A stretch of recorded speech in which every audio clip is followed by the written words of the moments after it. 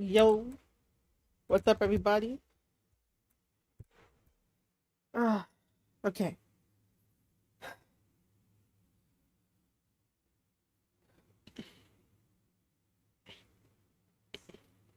How do you guys like the thumbnail?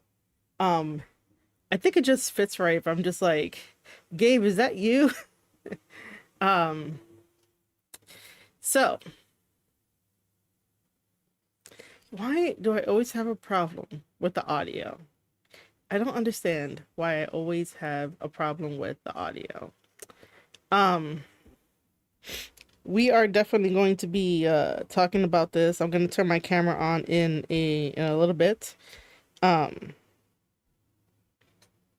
cuz man, I just don't know what people are doing nowadays.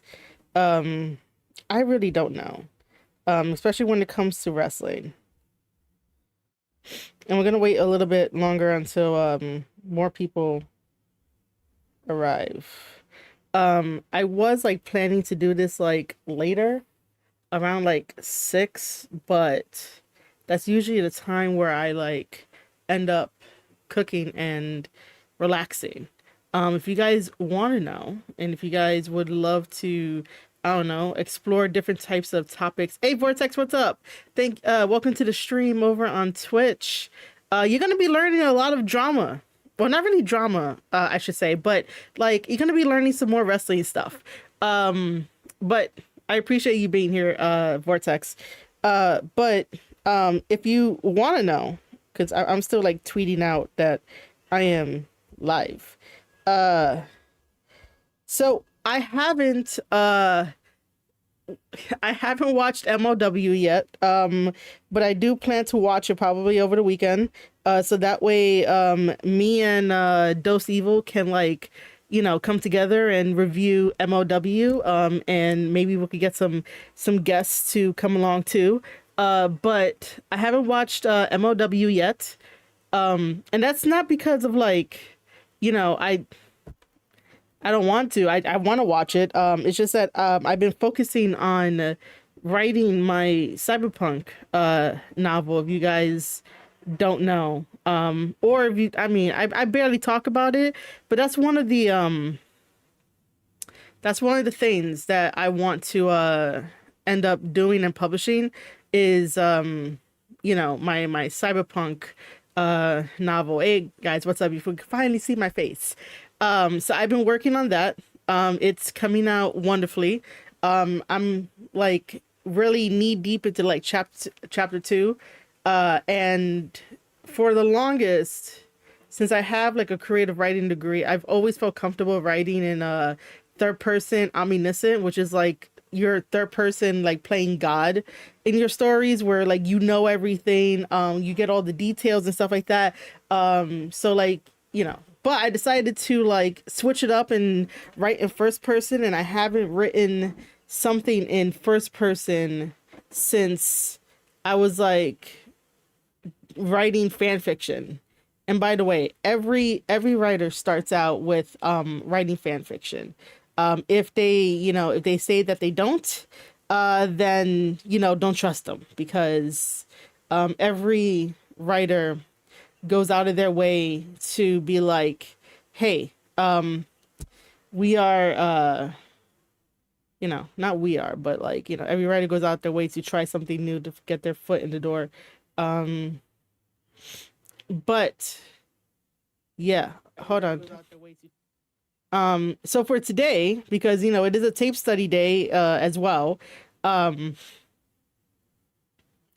we're going to be talking about Gabe Kidd showing up on AEW Dynamite. Just a shock value, not even like, it making sense, no build up, no warm up. And that's one of the biggest downfalls of AEW, and I'm going to be like repeating this again anyway, but like that's one of the biggest downfalls of AEW is that AEW and the fans don't get it, that you do need a little bit of a build up. You do need a little bit of a tease in order to make Gabe Kidd come through again, and then apparently side with the Young Bucks and like help out John Moxley. Like what are we doing? I should create a t-shirt that just says, "What are we doing?" I wonder if people will buy it if I'm just like, hey, buy this shirt that says, "What are we doing?"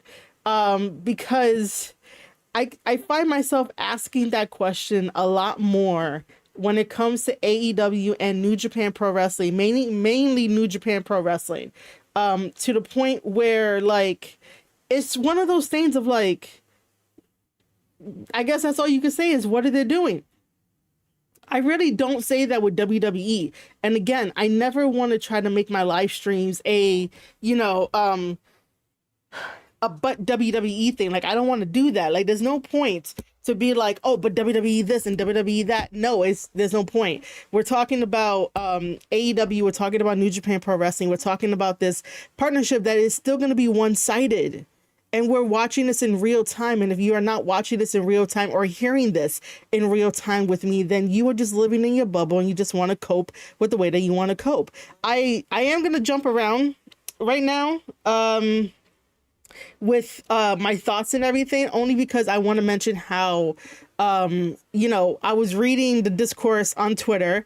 I haven't even read the discourse on Reddit because I really don't want to, but on Twitter, since it's my main home, if you guys want to follow me at Marie_Shadows over on Twitter, or block me. I seem to be a very popular person over there. But some of the coping mechanisms were just like, oh, they're building up to, Forbidden Door, or that we're getting a talent swap. We're not getting a talent swap. Just because it is the best of the Super Juniors and we have Kevin Knight and Nick Wayne over in New Japan Pro Wrestling does not mean or equal that those two guys are the equivalent for Gabe Kidd to come along and do what he did on AEW Dynamite. Like, man, I'm also going to see if we can watch the match. Maybe we could watch the match. People who say they don't care are probably that they don't are probably lying. Yeah. Maybe we could watch the match. I don't know. We'll see what happens. But, for the most part, I should have all my tweets up, because even the Japanese fans were basically really calling out Gabe. And, for everybody online that says you're a hypocrite, you're speaking hypocritically and whatnot. No one online knows what hypocritical is. So this is a great teaching moment. Gabriel Kidd is that hypocrite, that definition hypocrite there. Okay. Because, and he might hate me for this. I have no idea. He might not even like what I have to say, but you have to be consistent in your character when you are, a wrestler. It does not matter if you're using your real name and then slash your real name into Gabe and then be like, hey, I'm a madman, people enjoyed that character of him being a madman. We were there with him. We were there in the trenches. The true New Japan Pro Wrestling fans were there with him in the trenches. And then him saying, him having a mental breakdown during the pandemic, years that we don't remember.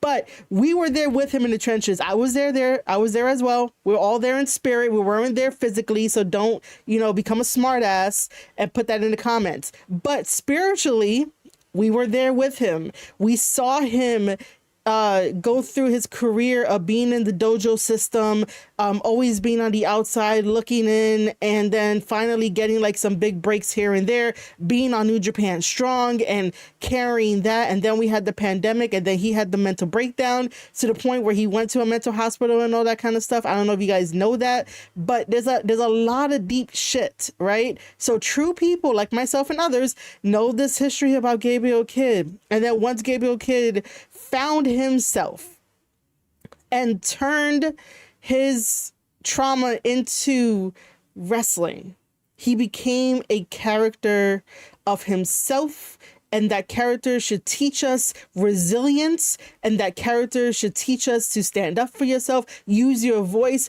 tell people off, have these amazing matches, get over these obstacles. And that's exactly what he did, right? And he built a foundation on him being a madman, him going crazy, using that as his vessel to push these lessons. This is why I go so hard about professional wrestling. Give or take however you want to take it, but please don't get your mind into the gutter, because I just realized that probably sounded really weird coming from me, a girl. Anyway, doesn't matter. But this is why, like, I have a very passionate side about professional wrestling, and why I will defend it the way that I defend it, and why I talk about it the way that I talk about it. And I'm not just sitting here being like, oh my God, did you see that male wrestler? He's so hot. Or did you see that female wrestler? She was hot in her gear. I'm not talking about any of the glitz and the glam of professional wrestling. I'm talking about how characters can be formed, and the art form and the lessons that you learn from professional wrestling can help you in your life. This is why professional wrestling, they say that professional wrestling saves. The same way that if you are a gamer and you love gaming on your Xbox, your PS, your PlayStation, or your computer, video games save us. Certain types of entertainment saves us from, like, whatever the fuck you're dealing with, right? Because no one truly is going to know what you're dealing with. So sometimes these forms of entertainment and media tends to save you. And that is what professional wrestling does. Professional wrestling saved Gabriel Kidd, along with some really good people that were like, bro, like, we're here for you, man. Like, you know, we want you to get better. He got better. He became the madman. He took over New Japan Pro Wrestling by storm. And because the Japanese fans know this about Gabriel Kidd and know about his struggles and know about his journey, they ended up, you know, attaching themselves to him, because Japanese fans attach themselves to the story of the person, the character, not necessarily like the personal side, because they really don't, like, you know, go overboard. It's not like us in America. We go overboard. We see it all the time on Twitter, where they make really outrageous claims, and they make really outrageous, you know, AI stuff, and, you know, stuff that we're like, oh, this is disgusting. Like, you guys have a really weird obsession with, like, doing something sexual with the wrestlers. And that's for, like, the fans on Twitter. But, like, you know, Japanese fans gravitated towards Gabe Kidd, and Gabe Kidd was speaking for all of us when nobody was listening, and nobody was listening to Suji, nobody was listening to Naito, when they were calling out, you know, Moxley and like AEW and the politic games and stuff like that. And nobody said a word about Chris Charlton either. When Chris Charlton was apparently suspended, David Metzler can't tell me shit, okay? Because you know, it's so fucking stupid. And that's why I put in the thumbnail of, like, Charleston would like a word, because how the fuck does he end up getting suspended for defending Gabriel Kidd? And by the way, I think the reason why I say Gabriel Kidd, because it rolls off the tongue, and, like, man, I don't want to be that, like, parent in a way where, like, I'm disappointed in him. I am. But, you know, for Chris Charlton to get suspended by defending Gabriel Kidd is really bullshit. That he'll show up on AEW in a manner of that it is supposed to be, you know, a shock value, because nobody's watching AEW. The moment that people understand that when we say that nobody is watching AEW, we're not saying that, you know, zero people are watching AEW. Of course, people are watching AEW, but has it cracked more than like 700K? No, it hasn't. It's been like 700K and down. They might have gotten like 800, but not like in the past like week or whatever. But it's been like medium 700K and down. We haven't gotten, well, when I say we, AEW hasn't gotten back to 1 million yet. That's all thanks to CM Punk, but CM Punk is over at WWE. So, you know, when we say that no one is watching, no one is truly watching. So in order to get buzz like this, you have to do the shock factor. And what do? Call up somebody from New Japan Pro Wrestling. Fuck up a storyline that's already in progress. Fuck up the Young Bucks and the Good Brothers versus Gabe Kidd with War Dogs, which, by the way, I basically broke down that match. You guys can see it in my back catalog on youtube.com/Square Circle Podcast, and also on Substack, marieshadows.substack.com. And my buddy Mo is in the chat over on Twitch. I'm sorry, buddy. I'm not ignoring what you said, but I just wanted to get all that shit out. I would like to challenge Goto for his IWGP World Heavyweight Championship title. I would like to challenge him too.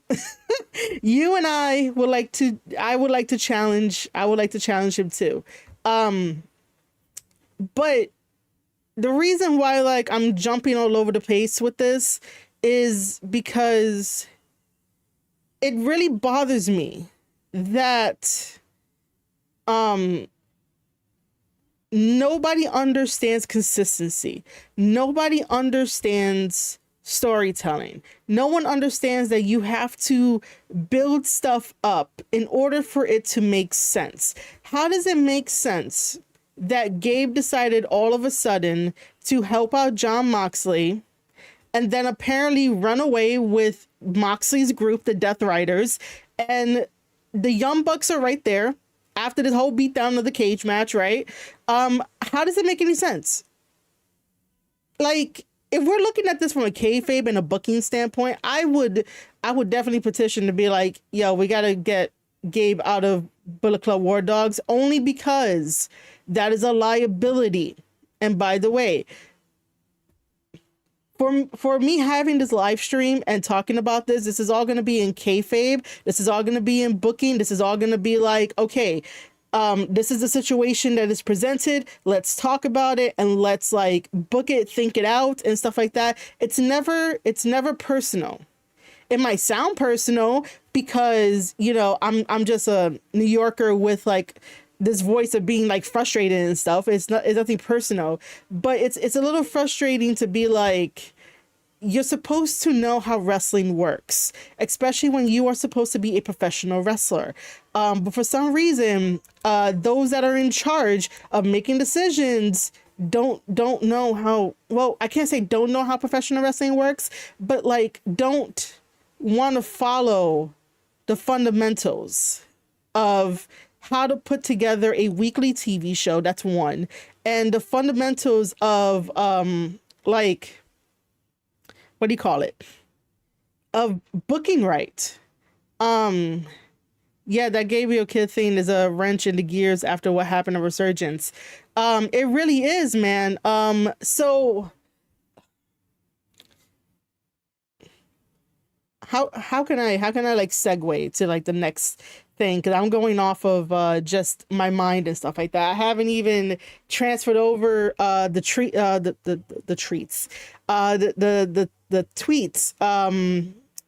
because man, it's just one of those things of like, again, what are we doing?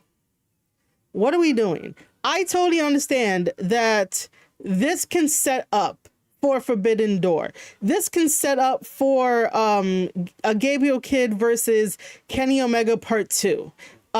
Because I can see that, right?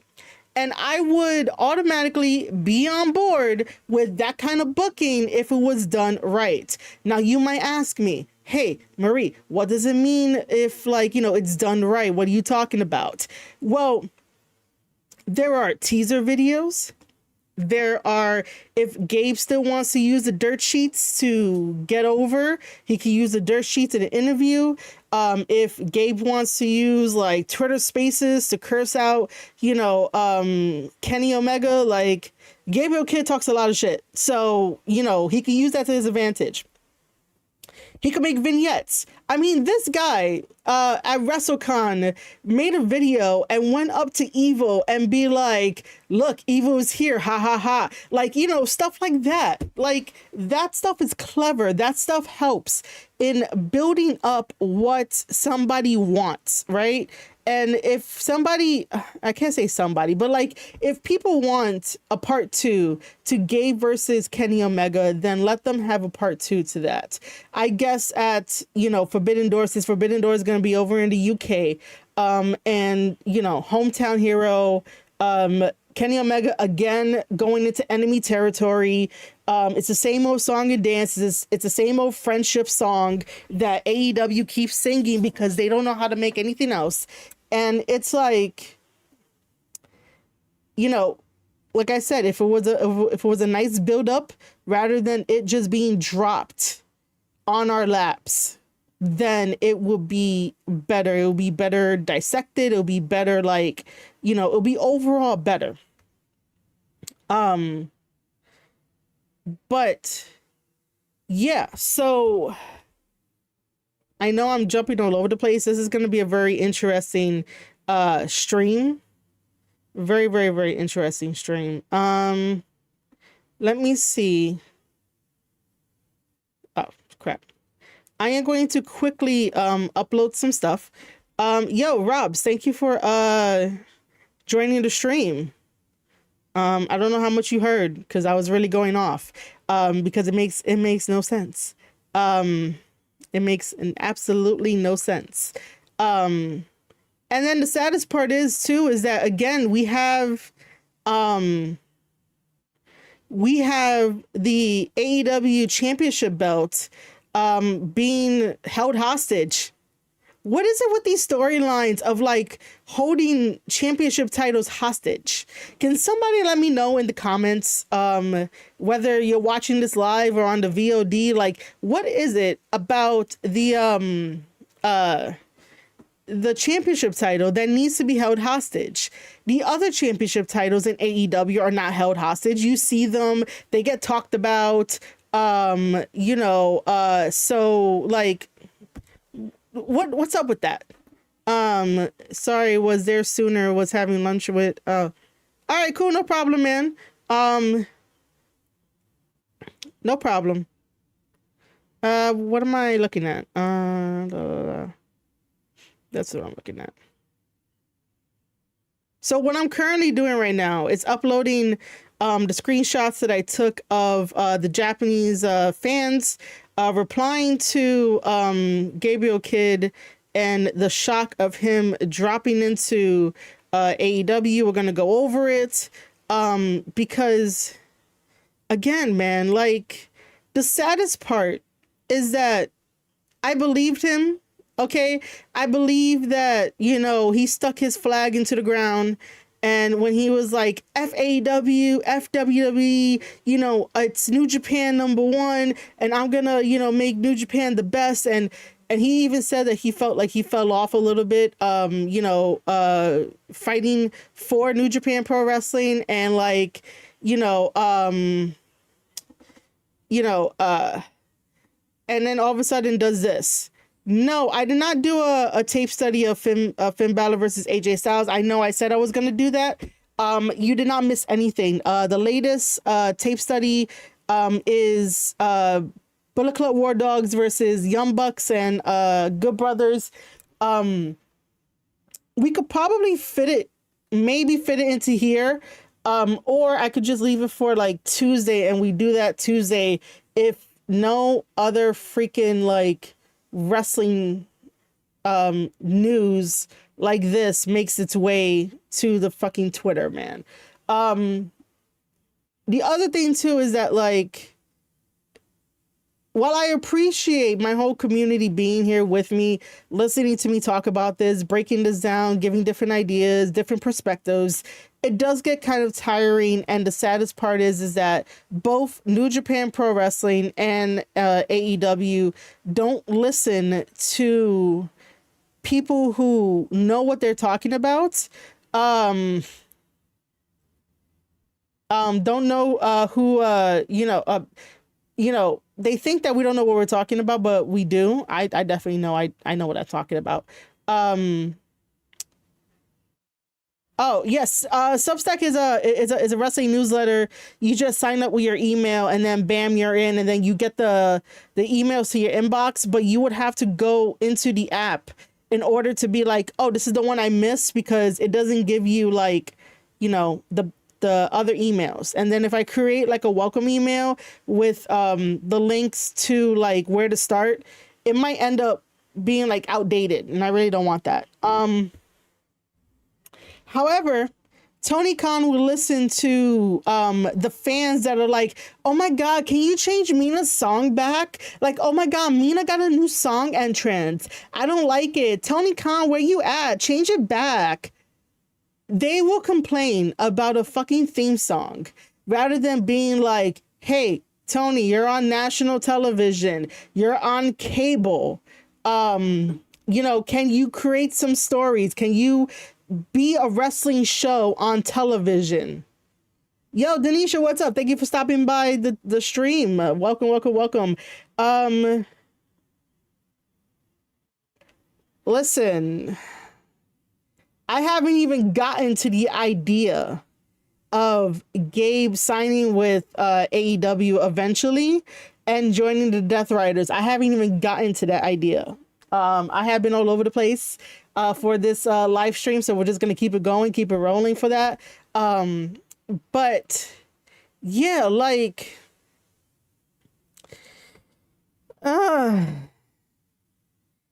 you know, if the fans really wanted AEW to succeed, they will not care about a theme song change. Because how many times, again, I don't want to do this, but how many times in WWE has someone's theme song changed and we're just like, okay, cool, what's next? Who they're fighting next? Are they going to get a championship title? I bet they're going to get a championship title. Oh, we're going to put them in a tag team. We're going to put them in a tag team. You know, like, we just bypass the theme song because we realize that after Jim Johnson left, we were just getting crappy ass shit. So we kind of was like, we're rolling with it. But no, the fans of AEW on Twitter are like, Tony Khan, put back her original music. Like, oh my God. And it's like, you know, by the way, Mina's theme song, hold on. I feel like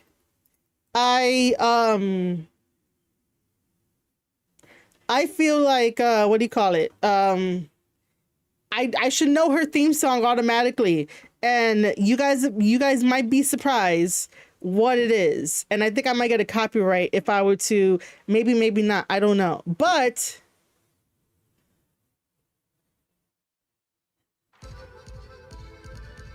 this song,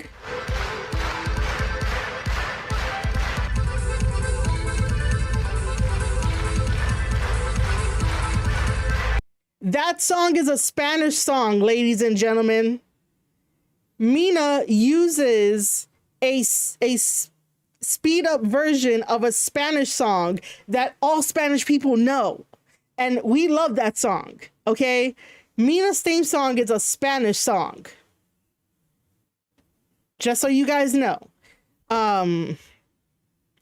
Complaining that, you know, put her original theme song back. It's a Spanish song. Hopefully I don't get copyright on that, which I don't even know. But yeah, it's a Spanish song that she took. I don't know. I would love to know the origins of like how she picked it, why she picked it. Does she listen to Spanish music? Does she listen to that Spanish group? Which I feel like it's Don Omar. I feel like it's his song.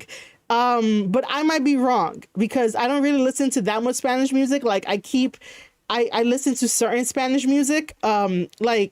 Obviously like Despacito, like that's like one thing that I have on my playlist.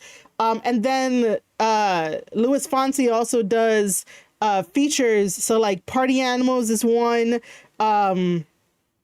There's like another one. There's Sway.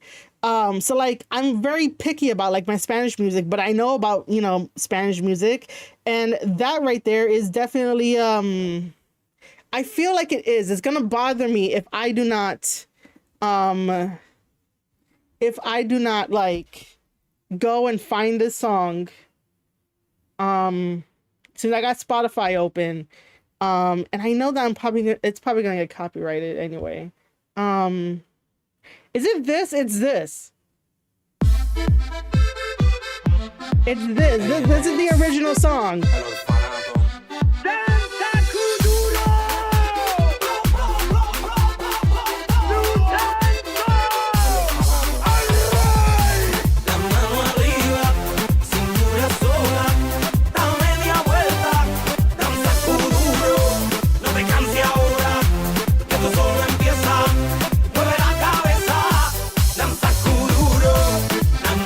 Arriba,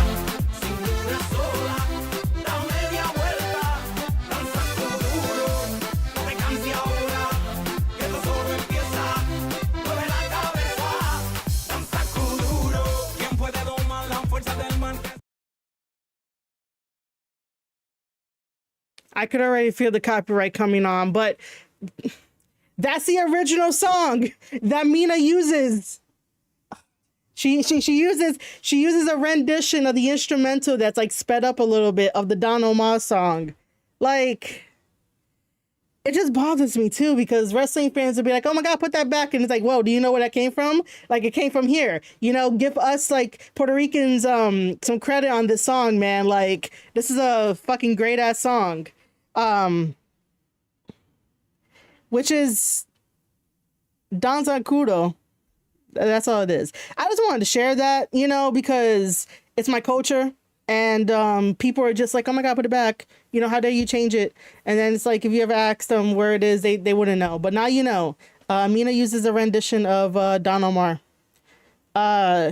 He at least could have created a story on the spot where she wanted her music back, but say Mercedes Control Clause tied his hands and star a feud over bringing her song back. Oh, that's I like that. That could have. Hey, listen, that could have been very interesting. That could have been very, very interesting.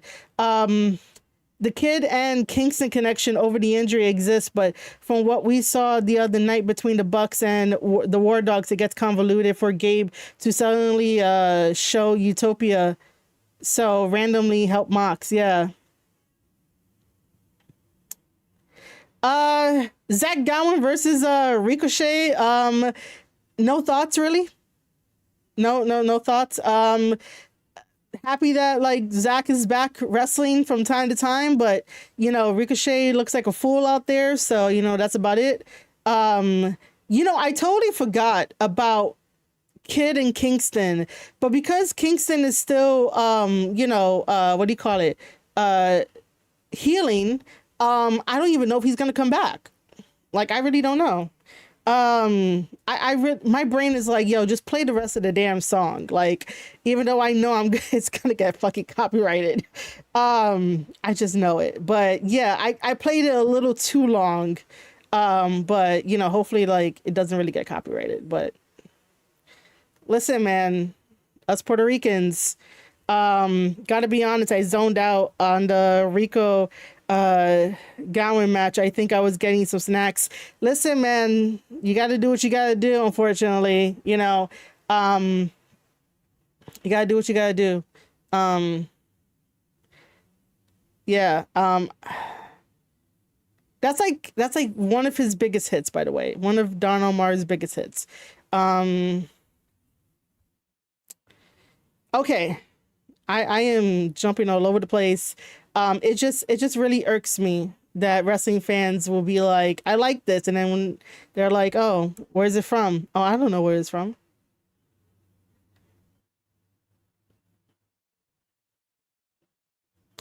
Let me download this stuff.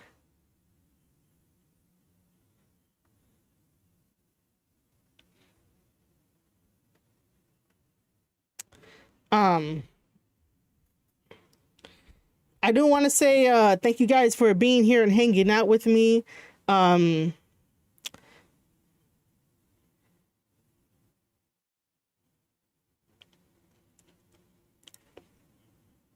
That steel cage match was a hot mess. They had too much run-in to set up to set up a match. I was thinking that we could probably watch it. Maybe, who knows? I have no idea. We'll figure it out. Okay.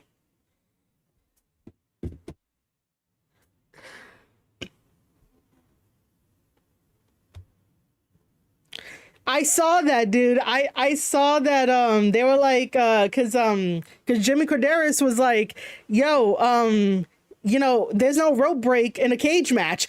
Like cuz Excalibur always his go-to line is you know, forces a rope break. That is his go-to line. The forces a rope break. And it's like, no, you know, we'll see we'll see what we can do. So that I could like react to it, because technically today is a tape study day. So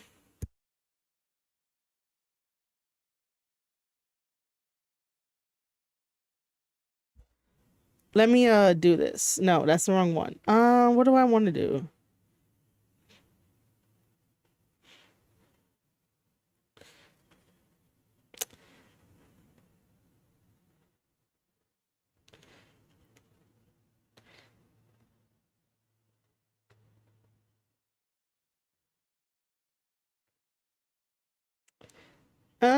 Should I just let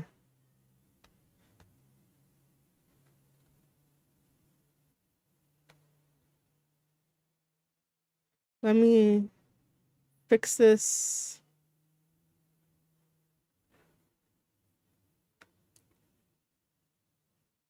And then I gotta put it back afterwards. I don't know why it's so blurry. Why is this so blurry? Okay. We're gonna have it like this, right? I have to admit, I did get a little hype for the cage match when the bell rang. Still a Joe stan, but all downhill after the aftermath. I still love Joe. I saw Joe in Ring of Honor live wrestling, and it was like fantastic, to watch him wrestle live and to follow his whole career and everything. But he's still one of the how can I say it? Because I was gonna be like, oh, he's still one of the badasses in professional wrestling. There is no changing that. No changing that whatsoever. He is still one of the badasses in professional wrestling. I'm always gonna be a Joe fan. I may not like AEW, but and I agree, Denisha, that Joe does deserve way better. But it is what it is. I bet you that Joe knows that he deserves way better, but like to be a team player, because I say that, in professional wrestling, there is no I in team. It has to be a team effort. The only time that it could be an I situation is like what we're seeing with John Cena. That is an I situation. That's an individual situation. But for the most part, professional wrestling thrives on teamwork and being a team player. You got to see Joe in his prime at the Dory Funk Jr. Dojo. Oh shit, man. Only about 20 of us fans there got pics after and chatted for a minute. That is fantastic. All right, so we're gonna start off with this fan, right? Hopefully, is it moving? Where are we in the stream? Okay, we're there in the stream. So, this Japanese fan, we're just gonna say Ishiyan. Obviously this is in Japanese. So the translation, this is Google Translate. I'm so sorry, but it is what it is. This is what we have to work with. Until I decide to one day take Japanese and understand Japanese, then we'll just have to use Google Translate. I'm so sorry. Please do not come after me. This user says he called AEW shit and denied it so much that, but he is going to participate. Actually, I should start that over because I fucked up the first line. He called AEW shit and denied it so much, but he is going to participate. Is it just for business or a prelude to the next joint event? I can understand if it's preparation for a Forbidden Door. I agree with this 100% because part of me does think that it is a business decision because Gabriel Kidd, the way that he goes about his business is basically, I can tell you're looking for a paycheck. We can all tell you're looking for a paycheck. It is so obvious. However, in the same breath as I say that, there is nothing wrong with going to get a paycheck from like AEW, MOW, indies, promoters, whatever you want to say. There's nothing wrong with getting a paycheck. But when it is so obvious and trying to sort of hide it behind the guise of FAEW, F this, it's New Japan #1, and I'm going to make New Japan #1 kind of deal, it's sort of like it leaves a bad taste in people's mouth. It becomes very disappointing to know that, like, we know you're doing this for a paycheck. The same way that I think that I think I either read something or heard something, most likely read something, that Carl Anderson said that, people say to them all the time that they do it for a paycheck. Those guys do it for a paycheck. Carl Anderson and Luke Gallows, they do it for a paycheck, man. They don't, I don't know where along the line, they lost the love of professional wrestling, because you can still love professional wrestling and still pick up that check, but don't sell out your morals, don't sell out your convictions, don't sell out your beliefs. Your beliefs can change over time. Your convictions can change over time. Your, stances can change over time. That is totally fine. That is what is being a human being, and having that free will to change as you go and as you grow up. However, it's the principle of, like, you're showing me one hand while the other hand is behind your back, and we already know, what you're fucking doing when your other hand is behind your back. And it's also the thing of, like, it's so blatantly obvious that all anybody wants is a check, and not try to create these stories that are wonderful, that are explaining lessons, that are telling you to try to get over these obstacles, or trying to be like, if someone's going to try to beat you down verbally, you're not going to let that stand. You're going to stand your ground. And those are the powerful characters that we need in professional wrestling. Gabe Kidd is a testament to this. So for him to go around and just jump and be like, oh, I'm going here now, after like a week and a half ago, he was facing against the Young Bucks, but now he's joining up with the Young Bucks to join up with the Death Riders. And while we don't know the motivation, it's clear that he got there for a check. It's clear that this could be a setup for Forbidden Door, maybe a part 2 to Gabe Kidd versus Kenny Omega. And it's very obvious that AEW just needs to bring in people for that shock value, because it's the same people every single week doing the same kind of things, and they read what we put on Twitter, and they try to adjust very slightly, just so that they can get a boost in ratings and a buzz on the internet with all the dirt sheets and with all podcasters like myself to talk about certain events like this. That was a lot. Give me some claps in chat or on the VOD, man, because that was like just not scripted at all. Okay, let's go on to the next tweet.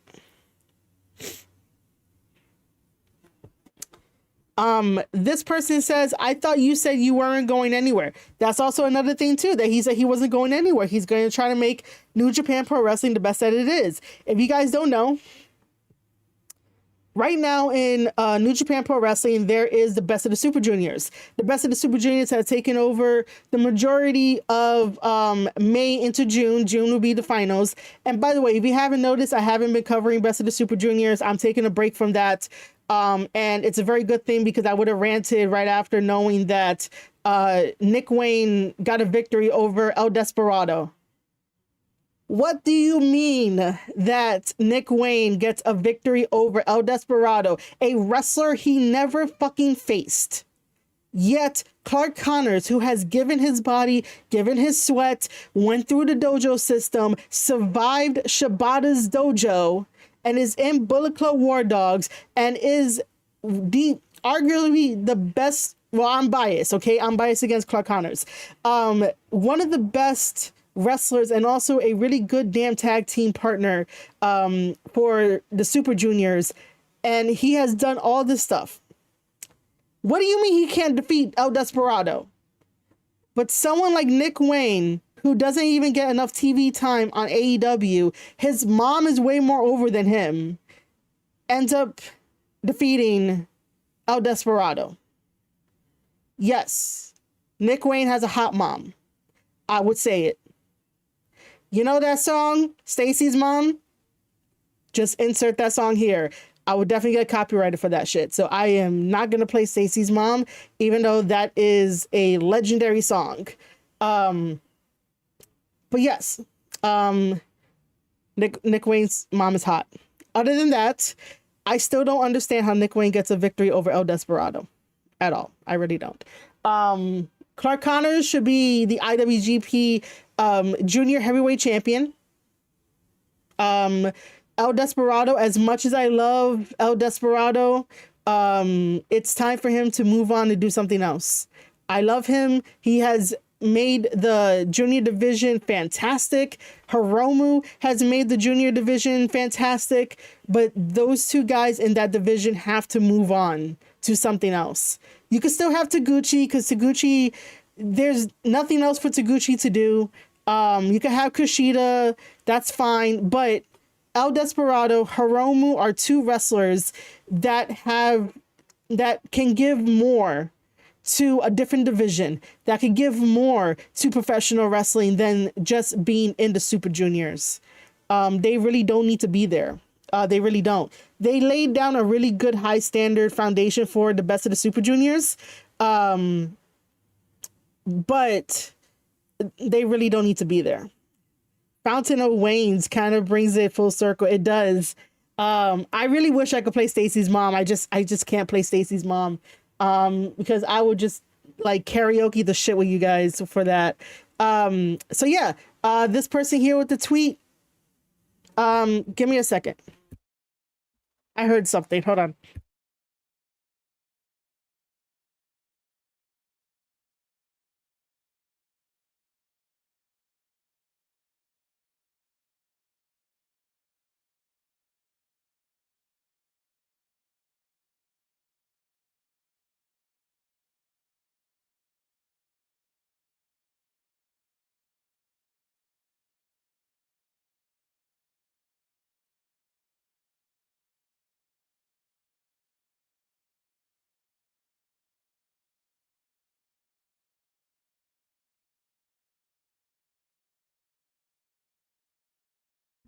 Never mind.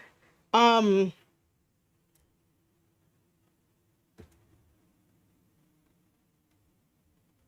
but yeah, I'm asking the same question too. I thought Gabe Kidd said he wasn't gonna go anywhere at all. But here he is back in AEW. Makes no sense.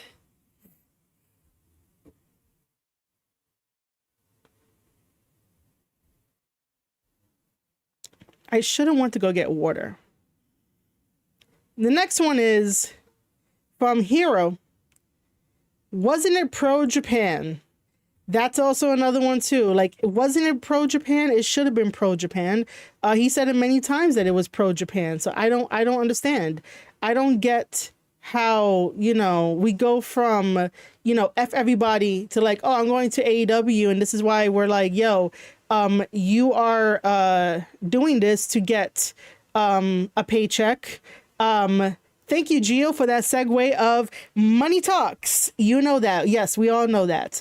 That money does talk and that it's a paycheck, and to show up, don't even care about storyline. Oh, by the way, back to storyline, because I totally forgot where I was going with that until I got sidetracked about Best of the Super Juniors, Nick Wayne winning, and that his mom is way over than he is. Which, by the way, none of you guys can get upset at me for that, because we all know that that's true. Anyway, if you guys also don't know, Gabriel Kidd is in a current storyline right now against Tsuji, and I understand that the Best of the Super Juniors takes up most of the time from May to June, but they could still do something in between those matches of the Best of the Super Juniors, but then it'll take a little bit longer, and then people will get upset and annoyed, and I totally understand that. However, basically, Tsuji right now is the global heavyweight champion. He took that belt off of David Finlay, which fell flat. Whenever a Japanese star now takes a championship title off of an American wrestler or just a foreign wrestler or a gaijin, it falls flat for some reason, and I'm just like, what the fuck? And I love Tsuji. I want to be his friend. But Tsuji having the global heavyweight championship title is falling flat. His next opponent, which is a rematch, is Gabe Kidd. Gabe Kidd is going after that championship title. Is he gonna win it? I have no idea. I usually have like an inkling, but I have no idea if he's gonna end up winning that back, because Gabe was originally the NJPW Strong champion, and they gave it to Ishii. Of all people, they gave it to Ishii. Ishii will forever be the mid-card wrestler. And at one point, this guy intimidated me. Now he's like a puppy dog. He's not even a stone pit bull anymore. He is a puppy dog. By the way, you guys are getting really unfiltered thoughts. Really unfiltered thoughts. Because I usually just say stuff, but some of this stuff is just like, whatever. Fuck it. Let's go with it. But I was able to sit here, record podcast episodes, and basically tell you that Ishii is a badass. Ishii is a true definition of what a stone pit bull is and what it represents. But now he's just a puppy dog. He really is. I cannot defend Ishii anymore with the way that he ruined his career outside of New Japan Pro Wrestling. All because of a check. And I totally understand that. I totally understand that money makes the world go around and people need money. I need money too. Send some super chats and or grab some memberships and or grab some merch, whatever you want to do to support me. But at the same time, I love what I do. I'm passionate about what I do. And I know that my work is going to, end up being seen by a lot more people. Just share it out, talk about it. But I do it for the love. I do it for the, explaining this, giving perspectives on this and giving that and making wrestling just a little bit better than it was yesterday. I do it for the passion over anything else. But the option is there. But sometimes money blinds everybody in order to feel like they're successful. And if you live like a lavish lifestyle, obviously you got to hustle more. But if you understand like how to save, how to do passive income, how to invest in yourself and your brand and make that money grow like a tree, then you'll be fine. You take the easy way out in a way rather than being like, hey, Tony Khan, can I get like, $8 billion? Like some stupid ass number, right? Because those lucrative contracts that Mercedes has and Osprey has are just very like over the top. Like, what are we talking about? And yeah, Gio, it is funny that the Japanese fans are going after Gabe Kidd for being a hypocrite. Which I will say that the way that Gabe is going about this, that is the true definition of being a hypocrite. If people online on Twitter call you a hypocrite, you gotta show them the definition because they don't know definitions, and whatever they think is a definition is not a definition. It's really not, because people on the internet don't know what words mean anymore.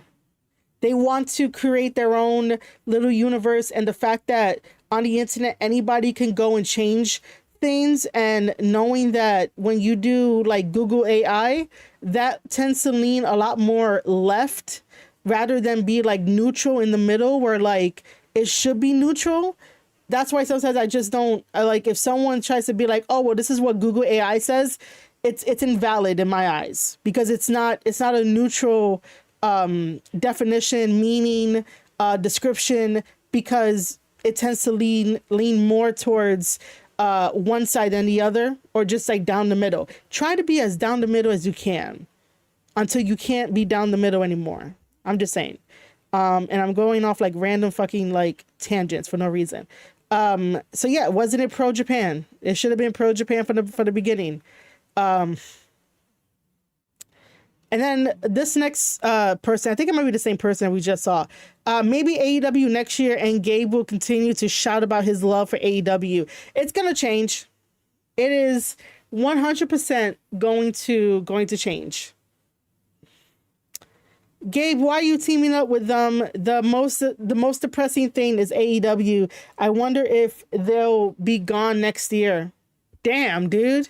I mean, with the way that HBO Max was like, hey, we're gonna be rebranding. We're gonna go back to HBO Max, which I like. I think I call it HBO Max from like time to time. But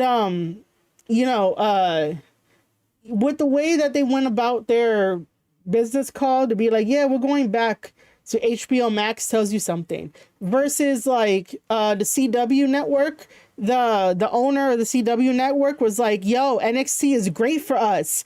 NXT is doing amazing. You don't hear that about AEW on Max. You don't hear that about AEW on like the streaming service or the cable service. And you have to ask yourself why. Why is that? That's because they suck. And I usually don't like saying stuff out like that just out loud. AEW does things for the niche audience that they can't do anymore because they are not an indie federation.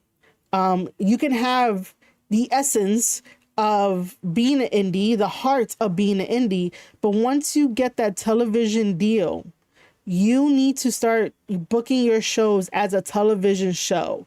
That's what it is. You can't be like, oh, the hardcore fans know about this, know about that, because then you turn off towards everybody else. And then the fans online who have anime profile picture, no profile picture, wrestler picture, anything but themselves, usually tell on themselves. And they usually end up pushing people away with how nasty they are for like no reason. And well, there is a reason for it, but like the person in charge is not going to correct himself because nobody corrects Tony Khan to be like, bro, you can't be doing this. But you notice how he's been quiet the whole entire time on Twitter and don't really go after anybody anymore, except for, oh my God, Tony Khan, change back Mina's theme song, which I'll just do this for the hell of it.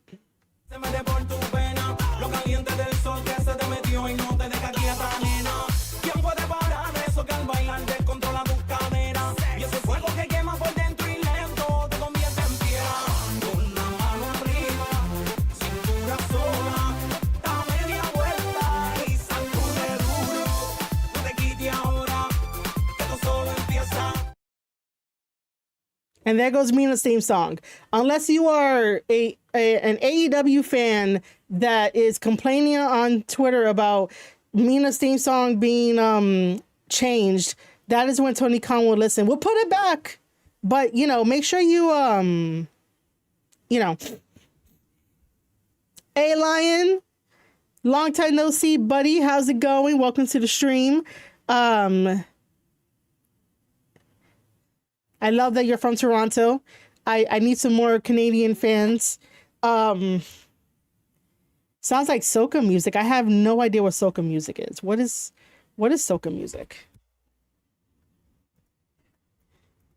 I have no idea what that means. Oh, I'm probably gonna get this whole stream is gonna get copyrighted. What is this?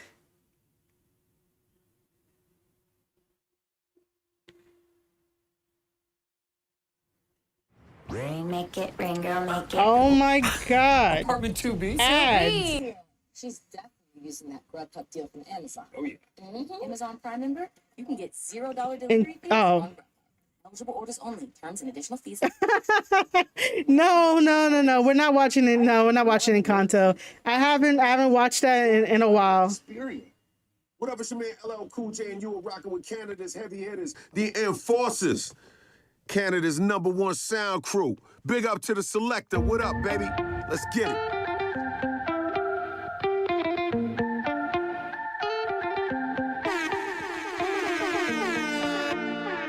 The Enforcers. Heavy hitter. Sucker. Mellow, why you gonna wear? I give you love, all my love. Just the other day, you was laying next to me, but now you're far away. I'll confess these feelings, are you listening? She said never again, yeah. I technically am, because if not, I'm just gonna rant like all day. So I'd rather like vibe out with you guys, even though it's gonna get hit with fucking copyrights. I see what you okay, so like Calypso. Okay, so places like Trinidad, Barbados, and the West Caribbean, like Calypso, is a cousin of reggae. Yeah. Thanks for following me on Instagram, by the way. But yeah, I see. Yeah, I see what it is. So I guess you guys call it soca. I mean, yeah, yo, MD, what's up? Calypso, listen, like we have that drink over here too in New York City, and that apparently is a title of a song. What is it? Louis Fonsi is on that with some other singers. I just hope AEW fans enjoyed this last year of AEW's partnership with Bushiroad. Listen, man. Yo, can we all like tag The Rock on Twitter to be like, yo, can we get an update? Are you talking to Tanahashi? Like, I would just love that to happen. Should have titled this one copyright with like a word. Today instead of Charleston. And Calypso is the type of music. I'm just learning that. I did not know that Calypso is a type of music at all. Like I only know it as a drink and a song title. We'll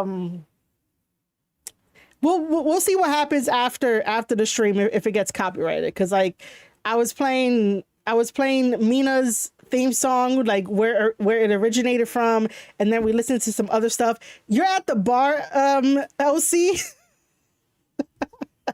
Oh my god, you're at the bar. You are at the bar. That's hilarious. So watching me at the bar, I'm gonna add that to my thing. Unless you have a bar in your house, I don't know. But yeah, man. Any thoughts on the tag opener last night? Hangman Ospreay. I feel really bad for Josh Alexander. Like, why are you really, taking double moves from Ospreay and Hangman? Now, I will say that I saw a clip of Josh dodging out of the way, and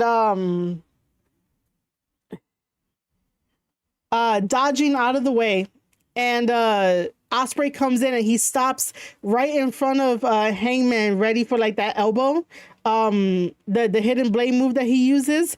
And I felt like that was a very picture perfect esque of a movie scene, like a nice little action scene. I'll give him that, but that's about it. I don't know, man. Hangman is not a real cowboy, by the way. So, that's the only thoughts I have for that. WWE has been talking to Tanahashi since November. They were holding meetings in the Amoeba Towers with Noah executives and Rossi. I would love that, to know what's up. Because, man, like, New Japan, get out of your partnership with AEW, man. If AEW is not funding you guys, then get the fuck out of the partnership. I don't have a bar, but I do have a slushy machine. I mean, this girl is sicko. Man, I really talked a lot about, Gabe and being like, I thought my, what do you call it? My thumbnail was clever with Gabe. Is that you? Guys, if you're enjoying the stream, hit that like button for me, man. Send over some super chats if you want. Send over some memberships if you want. We're also live on Twitch, and we're also live on Substack. This is going to be a crazy ass... It already feels like a crazy ass fucking stream. I want to see if I can stream the 1,000 likes. I wish I got 1,000 likes. I wish I did. That would be fantastic. That would be like a shot in the dark, man, to get 1,000 likes. I really want to test it out, but I'm not sure if we should. But I really want to test it out. It's gonna be on silent though. That's the thing. I'm not gonna play the sound.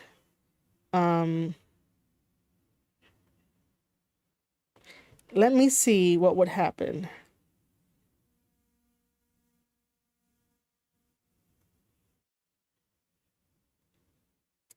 And as always, if you guys have like any questions, throw them out into the chat. Because I talked about Gabe Kidd. Um, I ranted a lot earlier. Um,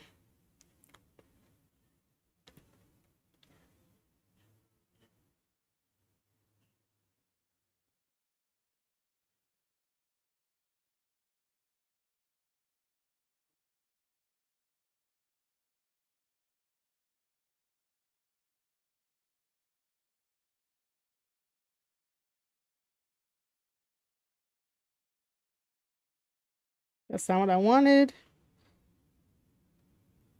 Oh, really? Come on, man.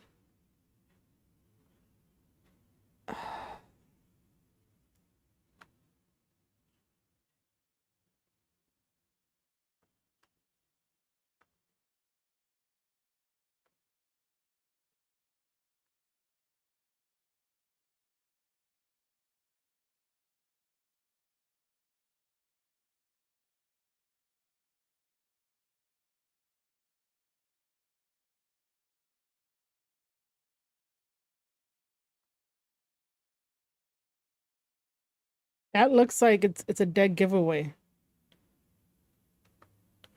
That looks like it's a dead giveaway. I don't know who the fuck was and why she was at AEW. Wait, hold on. Oh. Yes, it is going to be Shadow Chaplin, okay? It is going to be Shadow Chaplin. Welcome, ladies and gentlemen, to the section of Shadow Chaplin, where everything's going to be in silence and we're just going to react and talk about the video and watch the wrestling. Because you know, who needs a commentators? I'm a commentator. I could commentate over it. Oh God. I'm having too much of a good time because this is sometimes this is stupid. You should want about who I don't listen. AZM. I don't know too much about her. I just know she's from Stardom and that she's a good wrestler. Most, in my opinion, the majority of the Stardom women are like fantastic wrestlers.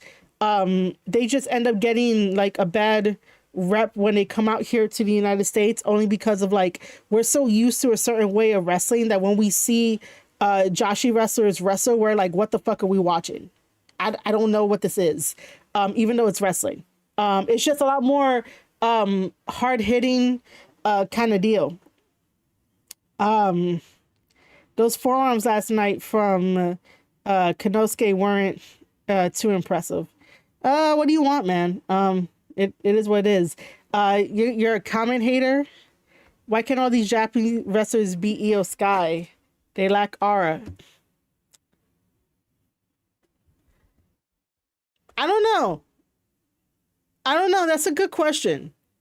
That's a good like study question in a way. That's a good study question. I guess we're still good on the stream because I've had this up, but I think I might have to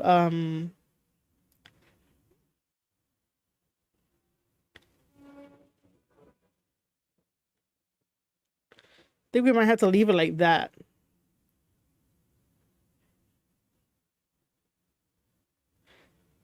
Okay. We are just gonna try this out. We're gonna try this out. We're gonna see what happens. I am testing the waters today. That is what I am. I'm testing everything. Before we do anything, I suggest that we all take a break, stand up, stretch. I need to get some water because I need to rehydrate. So hit that like button and go tell people that I'm live and we're about to do this. But I'll be back.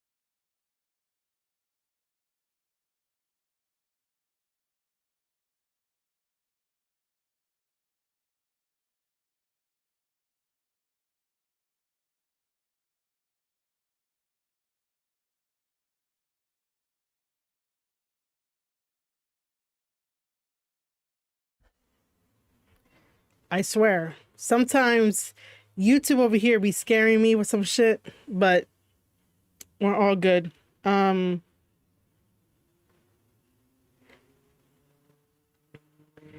is my bit rate so low? I don't get it, man. I really don't get it. No, I don't want to do that. That's interesting.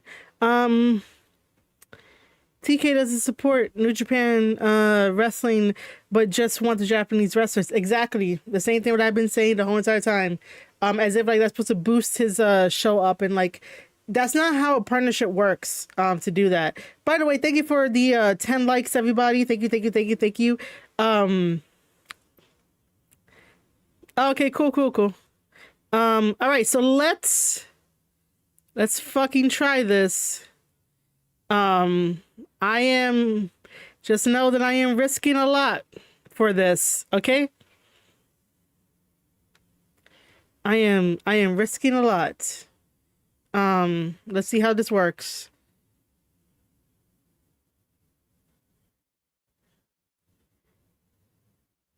We have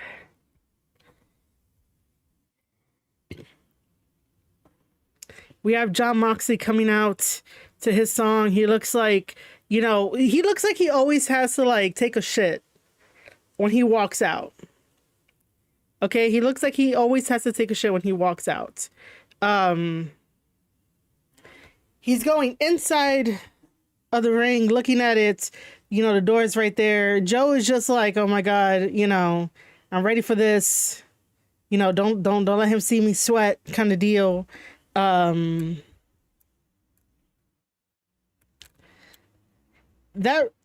cage does look kind of like small and stuff, but it's not that big of a deal. Also on commentary, once like the door closes and stuff like that, I believe Excalibur was like, oh, you can't escape the cage.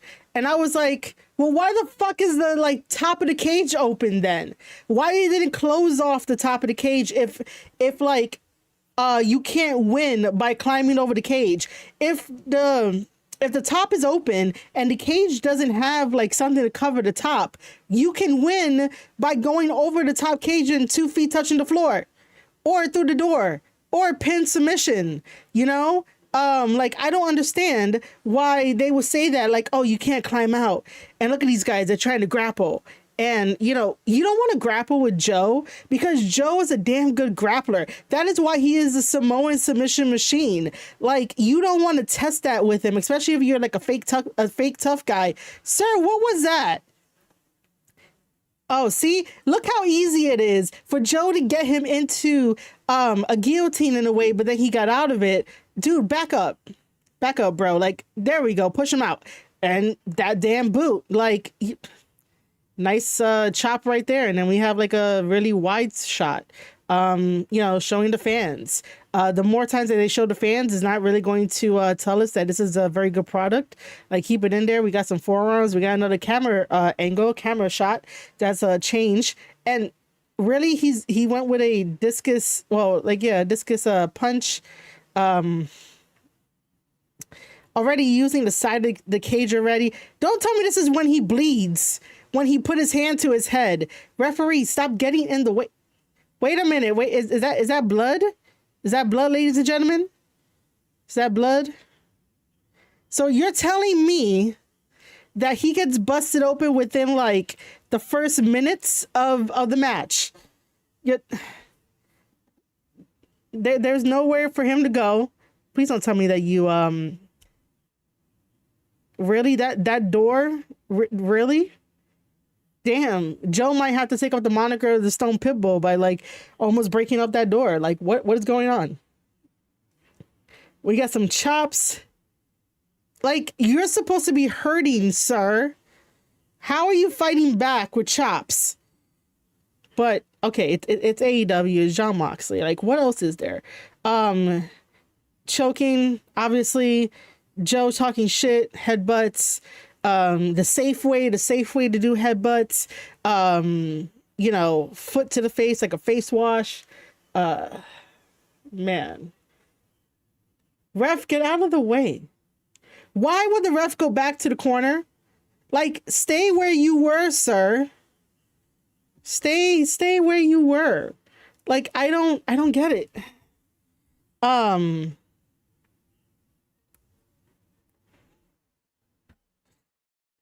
Joe is really taking control of the match. John Moxley is trying. Nice little snapmare. Nobody does snapmares anymore. If you're a professional wrestler out there, please bring back the snapmare. Thank you. Because I like snapmares. Nice elbow place on top of the chest. 1, 2, kick out, obviously. Because really, you're getting fired up for that. Oh my God. And throwing him the finger. Listen.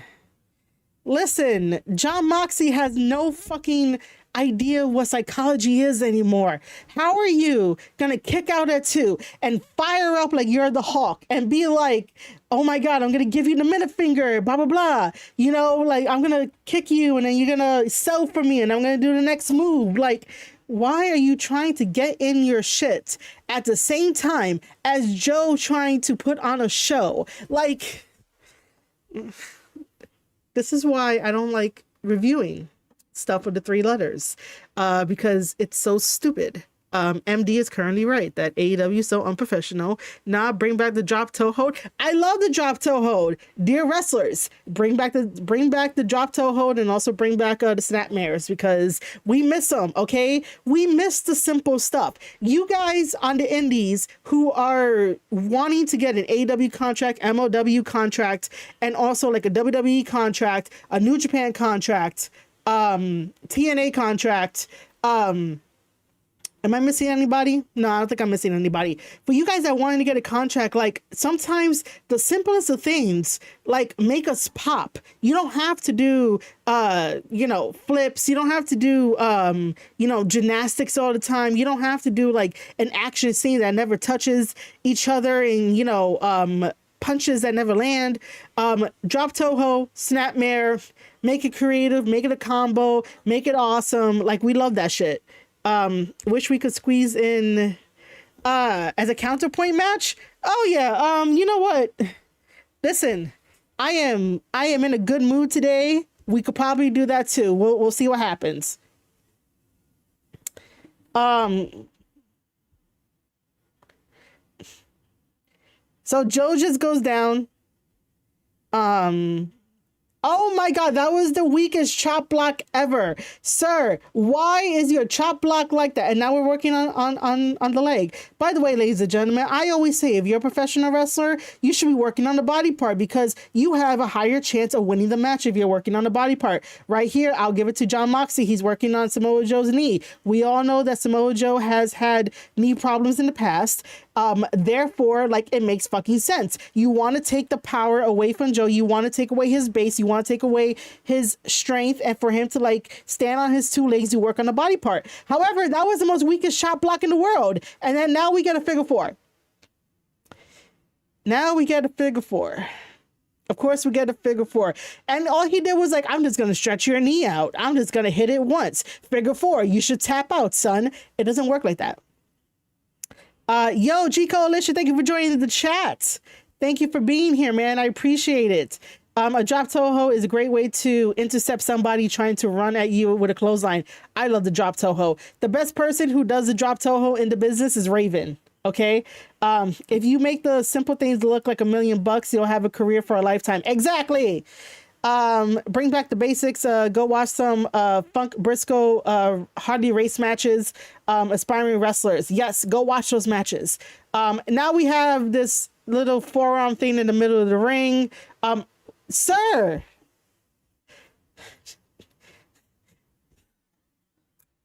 this is why. This is why it doesn't make sense. It doesn't make sense on a psychological level. It doesn't make sense. Okay, it really doesn't. Samoa Joe is giving. This is gonna sound wrong coming out of my mouth the way I was thinking about it. But Samoa Joe is, throwing those forearms to John Moxley. And John Moxley's just eating them. Listen, ladies and gentlemen, if you're ever going to take a forearm right here to the neck and collarbone area, it's going to fucking stun you in like some way, shape, or form. Maybe not a lot, but after a couple, you're going to be like, oh shit, I'm a little dazed. How the fuck does John Moxley is able to get up a foot to be like big boot as the next sequence? This is why I don't do this. I am doing this for you guys and for your entertainment right now because I am just in a good mood of doing that.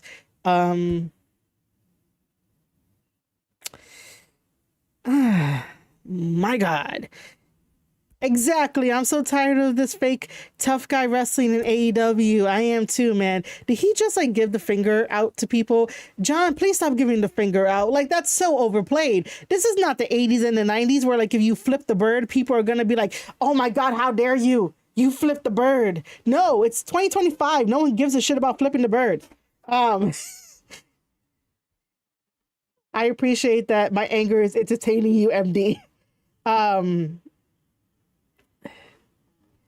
Okay, now, first of all, right? First of all, why is the referee calling this match as like a regular match? It's a cage match. Yes, it is kind of brutal. And you, as a ref, you should be like, hey, you know, take it easy or whatever. But don't be like, yo, you can't do that. It's a cage match. Anything goes in a cage match.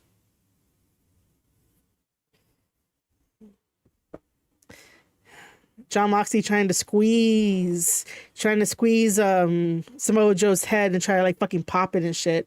Even Stone Cold had psychology behind his flipping people off. He did all the time. It made sense. But then again, you know, the 90s was a different breed, man. A different breed of audiences and storytelling. That was the weakest fucking kick ever. Sir, these are weak ass kicks. Joe, how are you firing up after like weak ass kicks, man? Oh my God, they're so weak. They're not even believable. The New Japan guys will be like believable for their kicks. All right, we're shooting Joe off. Oh my God, sir. And now we're just gonna do like some fists, like right. What are you doing? What? Why are you trying to break the side of the thing, of the cage, sir? What are you doing? Where are you climbing? And why the fuck are these two guys coming out? Oh my God, they look all big and terrified. I'm coming out with a white shirt, one with a white and black shirt, Wheeler Yuta is stuck in the 2010s of being a fucking Screamo kid. And then here comes Willow and Hobbs and like, oh my God, the Equalizers. This is so bad. Bro, like, it's so bad. Is this where John Moxley cuts himself? Oh my God, I see his hands. His hands are doing this. Is he cutting himself?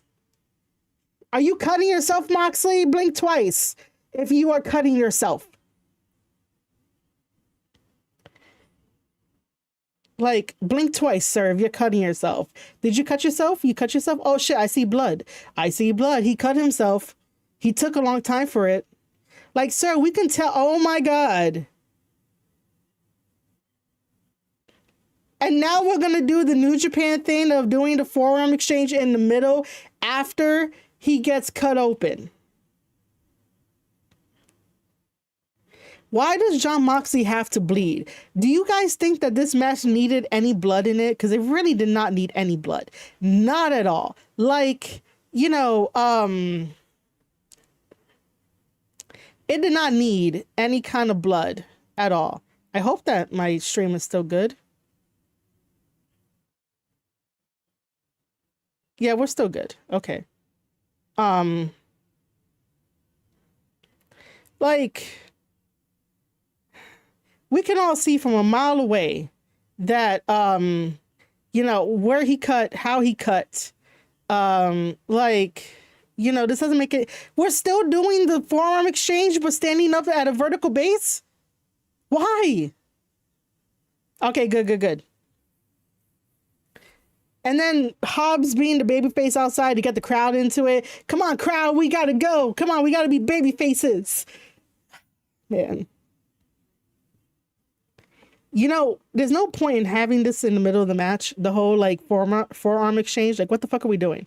Again, what are we doing? Willow outside is jumping. Girl, like, you know, relax on the jumping. We're back to chops. poking the eye, dirtiest player of the game. Why are you just flipping him off? Where are you going? Are you trying to escape the cage? Excalibur said that you do not win when you escape the cage. Atomic drop. Nobody does the atomic drop anymore. Oh my God. The Manhattan drop now. Big boot. This is so lazy. And the senton. Joe, I love you. But like, shit, man. Shit.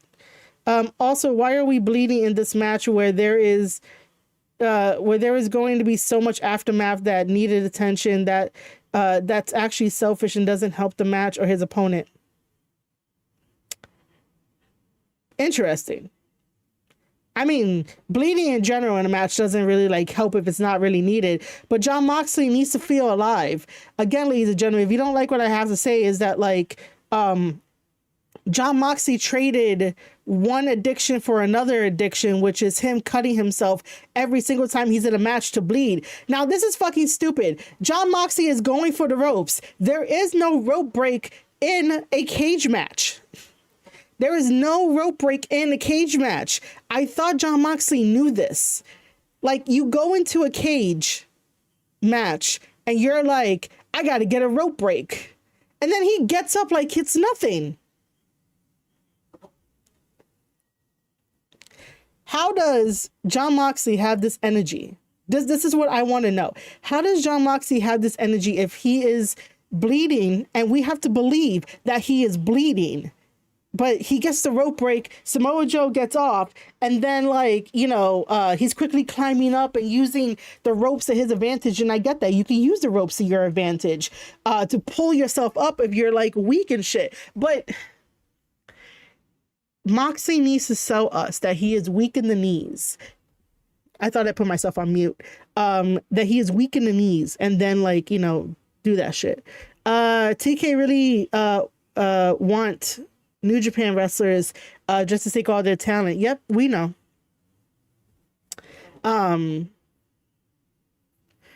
Moxie over here is on, you know, the apron. Referee, like, stand somewhere else, ref. We're gonna do the muscle buster. Is Jon Moxley going to do the muscle buster? Muscle buster. You're talking to him. You guys are talking. You guys are figuring this out. Yo, Universal, what's up? Welcome to the stream. Welcome to the chat. Welcome for being the first time chatter in stream. What's up? How's it going? Bled twice if you cut yourself on camera. Right? Yeah, man. The AEW refs are terrible. Who is Gabe? Gabe Kidd is a professional wrestler. He is from the UK, and he works for New Japan Pro Wrestling and shows up at AEW whenever he wants to. He is part of Bullet Club War Dogs. He is a New Japan Pro Wrestling Dojo graduate, and also was a champion in New Japan Strong, openweight champion, and I believe that was the only title that he won. But yes, Gabe Kidd is a professional wrestler, and we were talking about him, and we're gonna see him soon in this match. Of course, MD is your first time here. Well, I guess Rollins really was the brains in the band when planning matches. Oh, I didn't know that. I didn't know that Rollins was the one planning the matches. Okay, for those of you that have read Jon Moxley's book, does it say it in there? Because that's a very interesting, like, tidbit.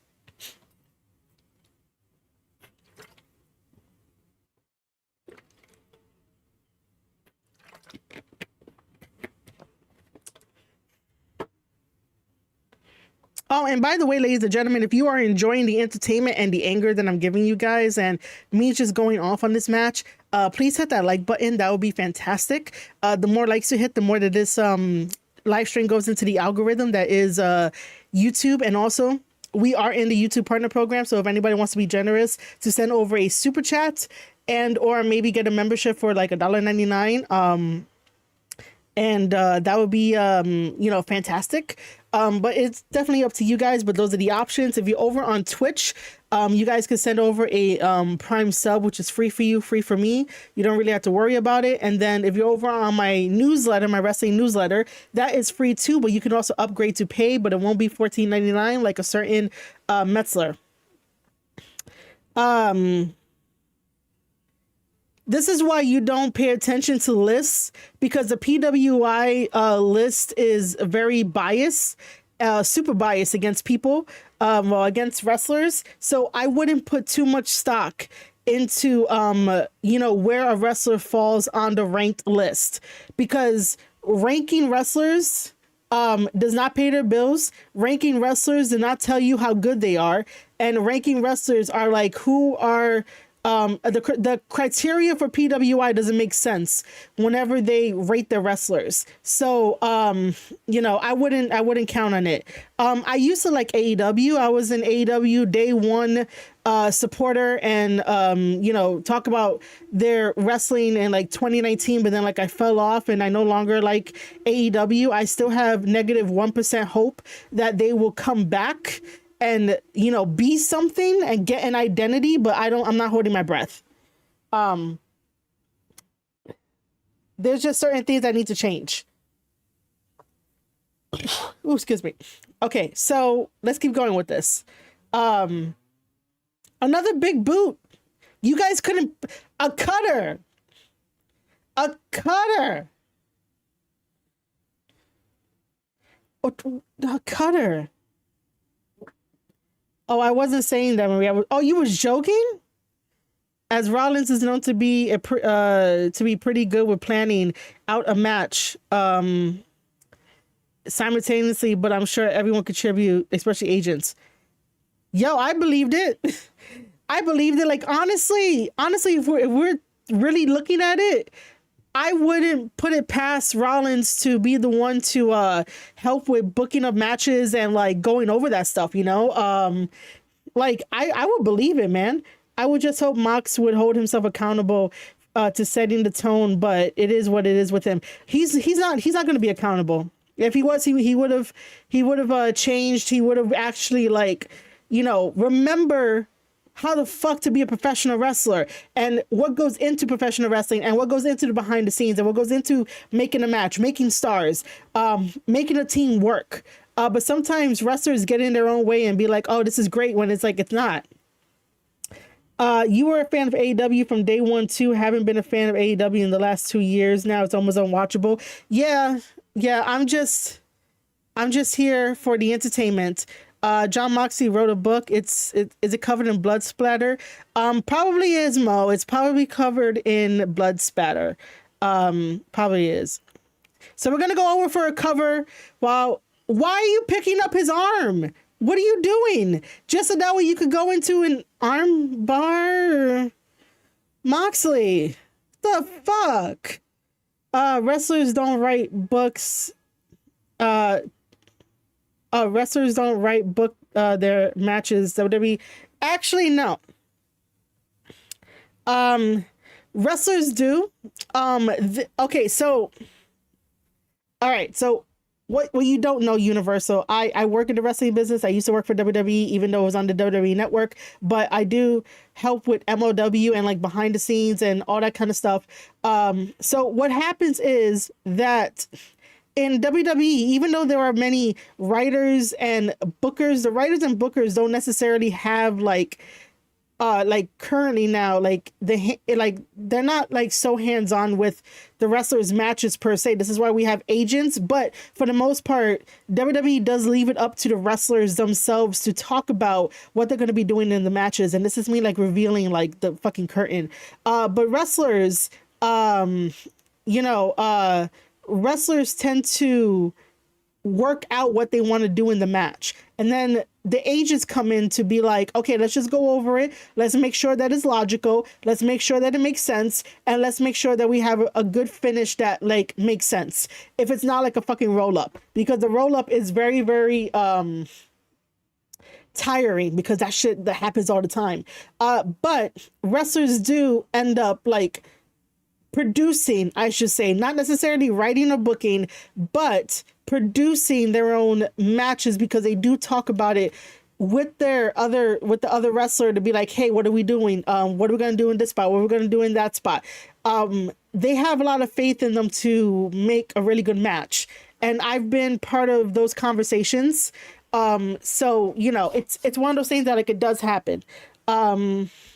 Remember when Mox first came to AEW and said he wanted to prove he can be a wrestler and not just a hardcore CZW deathmatch guy? Pepperidge Farm remembers. Yeah, we all remember. No offense, but I am not a fan of fake tough Moxley. He was cool in early days of AEW, but now it's fake as shit. Death Riders is horrible. Yes, we all agree. We all agree on this channel that the Death Riders are horrible. I really have to wonder if Jay White just spent every day there shaking his head at what could have been if not for the WWE down period on hiring. Probably.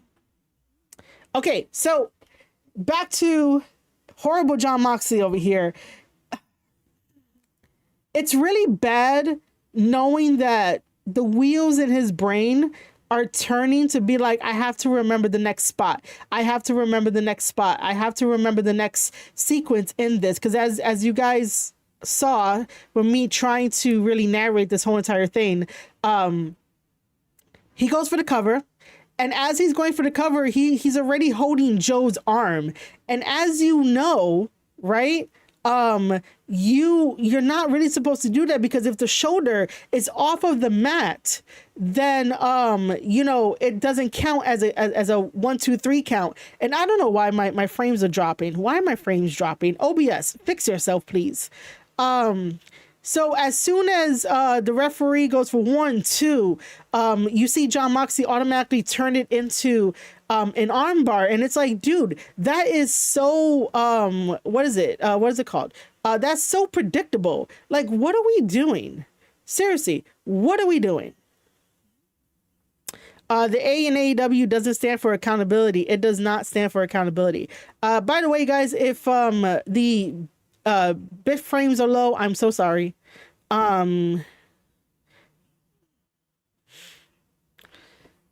man. All right, let's keep going. And then we go over to the bully choke, which is mad stupid. That's a stupid submission, by the way. Like, I don't understand who told Jon Moxley that was a good idea to do that. Somebody could tell me that, like, it's because, like, it's like a UFC, MMA kind of thing. But to me, that's the most stupidest thing ever. The most stupidest thing ever. Wait. 1, 2. And then no, because Joe gets his hand up, gets his arm up. The match is going to continue. How much longer is this match? Both men are back up to their feet, push off, and then into a... How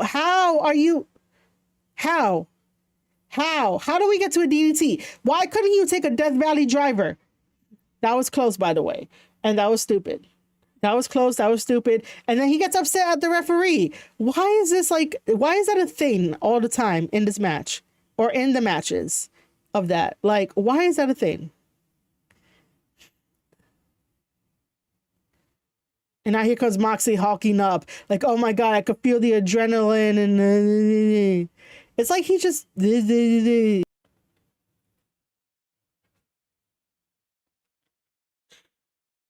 Is it because of the drop frames? No, we're good. Oh.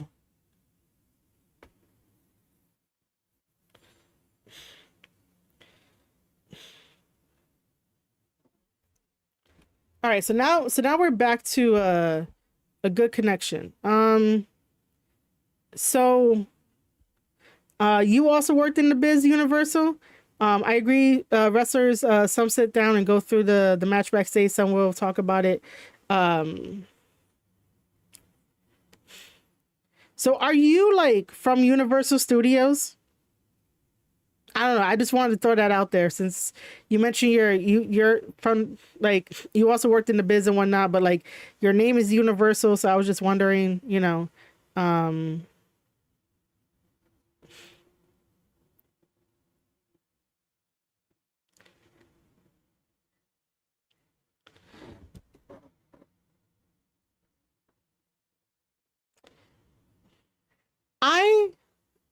I know. This is why sometimes I don't want to open up Twitter. Again, TJP is burning bridges. Air out shit. I swear, man, I'm gonna have like more content about this kid than like anything else. I'm gonna have more content about this kid. And I'm gonna call him a kid from now on, because what the fuck? What the fuck? Is my OBS still like really struggling? My OBS is like super struggling. Okay, thank you for going back to green.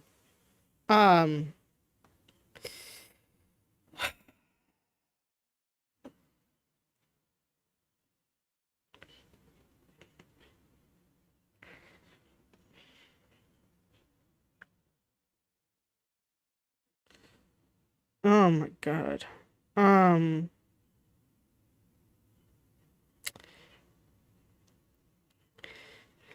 I swear, man. New Japan can't catch a break. People can't like stop airing out stuff that we don't need to know, because then it's gonna shoot people. It's not really gonna shoot people. Don't take it that way, YouTube. But like, it's gonna bite people in the ass. I'm just saying, it's gonna bite people in the ass for the shit that I just saw on the Twitter timeline. Listen. I love New Japan Pro Wrestling. Like I love what I do. I really do. I'm gonna have to get like one of the what happened? Is my stream okay? Because YouTube is having a very hard time for some reason. YouTube is having a very hard time. Okay. We're going to continue watching the match. I will research the fucking tweets that I saw before we even talk about it, because damn. Okay. Back to this. That's what I was wondering.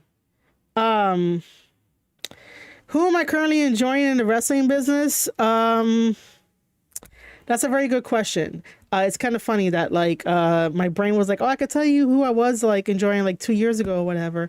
But like David Finlay, Bullet Club War Dogs, minus Gabe Kidd, because I'm very disappointed in him. Suji, my guys at MLW, that whole locker room at MLW, like I really enjoy like watching them and supporting them. You know, that's about it. Okay, back to this thing. We have Joe right now trying to put Moxley to sleep. And, you know, Moxley over here is waving his arm, trying to tell the guys to come in. And here comes Cesaro. And here comes Emo Kid. And, you know, Cesaro takes out the ladies because he's a ladies' man. And Hobbs takes out the Emo Kid, the Screamo Kid, the one you want to beat up all the time. And Hobbs put him through a table. By the way, I used to be an emo girl back in the day. So, you know, if anyone gets upset at me, you know, saying that Wheeler Yuta is an emo Screamo Kid, you don't need to. You don't need to get upset at that. He really is. He's not gonna. I mean, like, look at that hair of his. That screams emo. And then is that Gabe? Gabe, is that you? Is that Gabe, ladies and gentlemen, coming in with the briefcase to help out John Moxley, the one who never wants to show the AEW World Heavyweight Championship title, and then just knocks out Joe. And then we get 1, 2, 3, because what the fuck is Gabe Kidd doing there other than a fucking paycheck? Seriously, why is my YouTube having a hard time? YouTube, why are you having a hard time? John his is not going to losing the belt at All In. People keep saying he will drop the belt there. He got Gabe added to Death Riders. We don't need more people in the group. Okay, I need someone to explain to me because of course OBS disconnected. Of course OBS disconnected. Oh my God.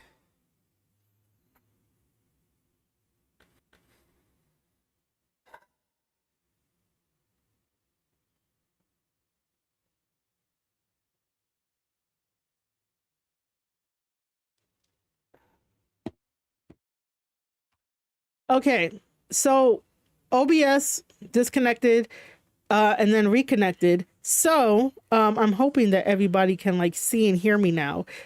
So anybody in chat, can you guys confirm or deny to me that okay, cool, it's not just me. But can anybody confirm or deny that John Moxley said that he is going to be adding a new member? Because I read that on Sportskeeda too. The same thing what Denisha is saying. I just need somebody to confirm it. Because I don't watch AEW, so I don't know. Yeah. I know. I'm sorry. I can't do anything. My stream is connected to the Ethernet cord. So I don't know why we're having confirm or deny that John Moxley said he's going to be adding somebody to the group. Oh, come on, YouTube.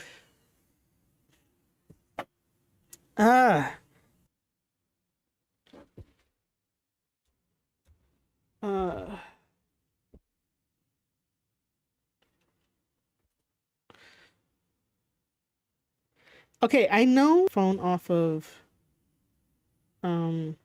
that. Okay, hold on. Worse right now. I do not understand. I do not understand.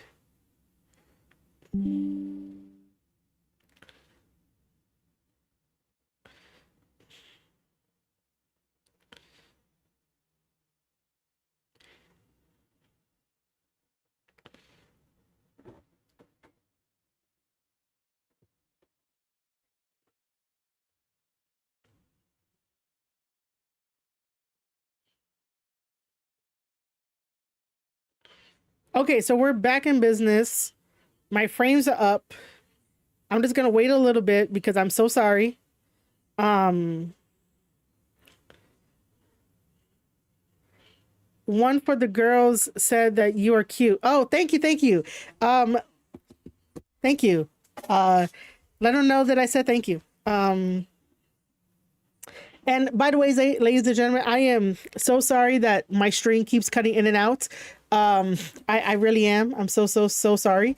But I can't do anything about it. So yeah, we are currently, so yeah, by the way, let one of the girls know that, I said, thank you for letting me know that I'm cute. I try my best. I really do. I try my best. So, Gabe over here, you know, is talking shit, walking back, just helped out Moxley win the match with Samoa Joe and throws in the briefcase. And it's like, Gabe, is that you? Gabe, is it you, sir? Yo, OC Steve, how's it going? Yes, bad Rocky booking, man. Like, I don't understand. But let's go. So it's gonna be everybody fighting. Gabe Kidd versus Hobbs. Hobbs ate that chair of Cesaro. And then a low blow. And it's like, what the fuck are we doing? What are we doing? Oh my God, that last chair shot, man. What are we doing? Gonna throw him into the cage. Oh, the cage. Oh, shit. That's the fastest a wrestling company has lifted a cage. The fastest. Not the smartest, but the fastest.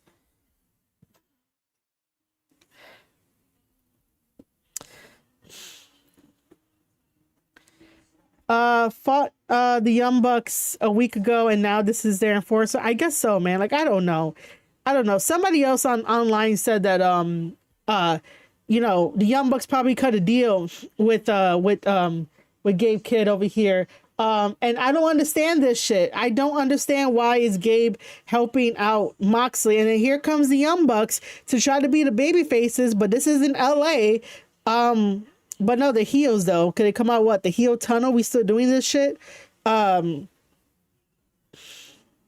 Moxley over here and shit. So they're walking down. I want to say something, but this time I'll just not say it, but you know, we're probably all thinking it.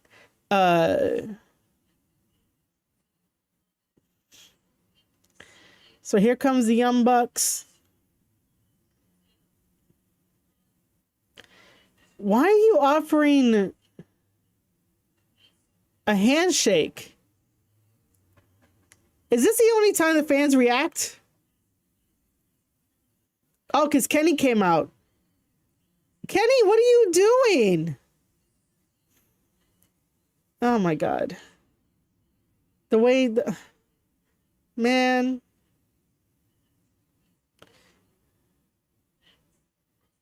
All right, so now now it looks so cartoonish, man. What do you?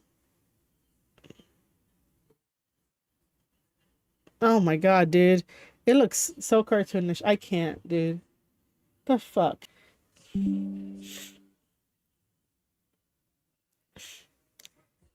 Ladies and gentlemen, I honestly think that because we were having too much fun, OBS is like, nah, I'm gonna, you know, mess with your fun. At the cage down, everyone is stomping a mud hole in Kenny Omega. There's some weak ass kicks. BTE trigger because Samoa Joe gets a BTE trigger. I don't know. And not something from your fantasy booking.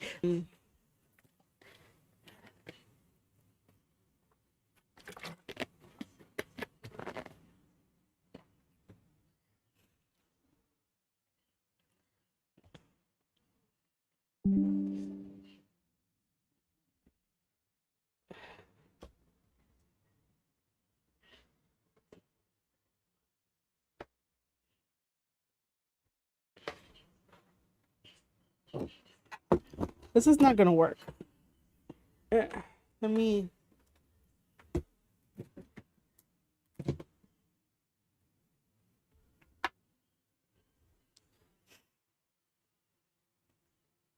Okay.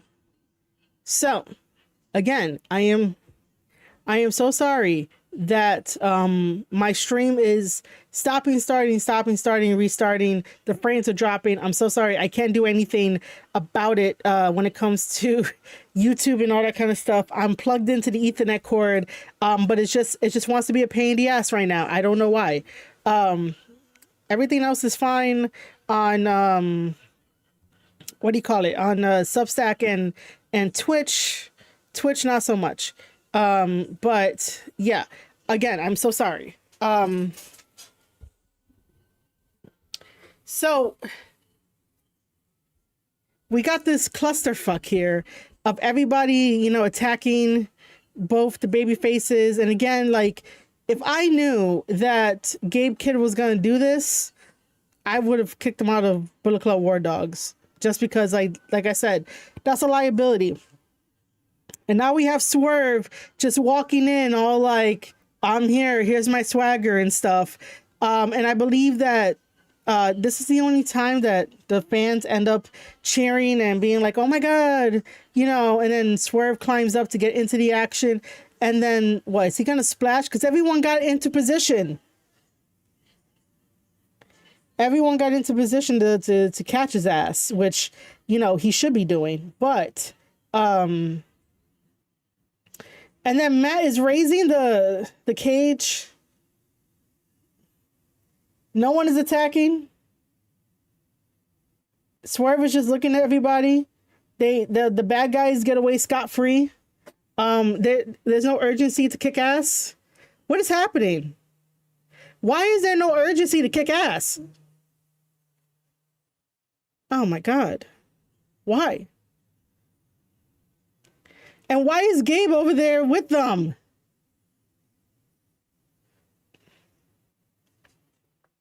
And I have no idea what Swerve is saying because we have it on mute. But I guess this sets up for what? Anarchy in the Arena, right? What is it for, like, is it gonna be at All In Texas? If anybody knows. All right. All right.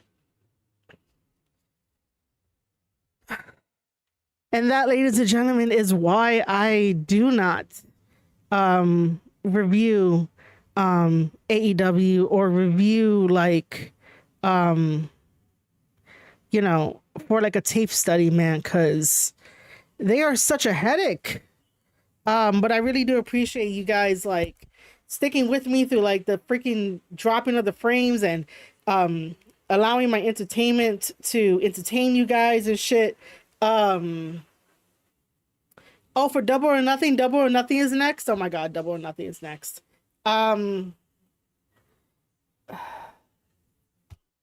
Let's do a bonus. Even though I think that's gonna that's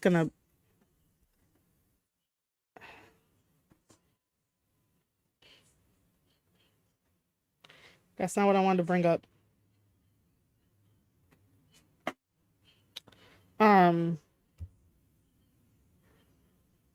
That's not what I want to bring up.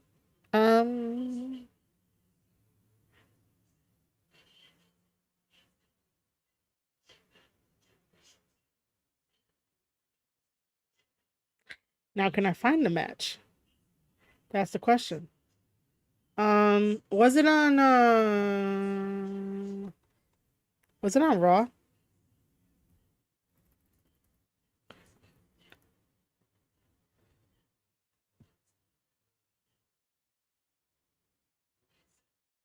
Or was it SmackDown?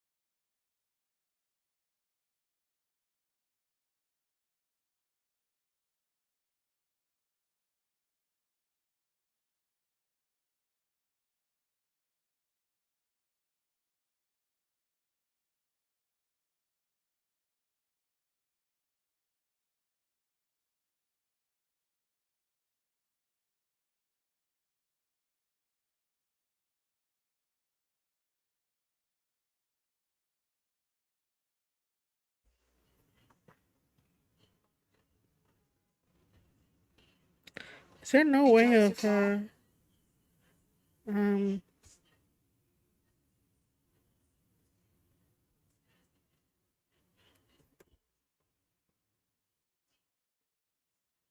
that's not what I want to do. That's definitely not what I want to do. Maybe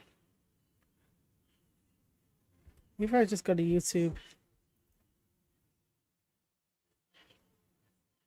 Yeah, it was on Raw. Okay. NXT Battleground is happening at the same time at Double or Nothing. Oh. Yeah, I know about that.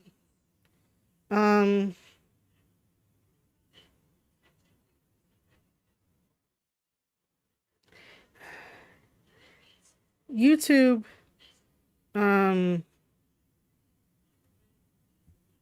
Everything is slow.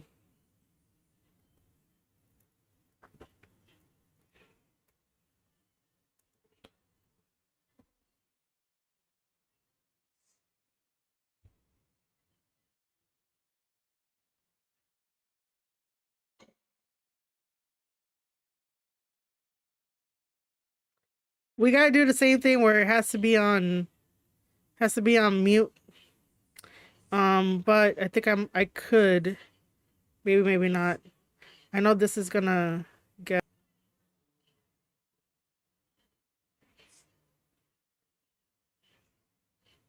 Wait, is it the same thing?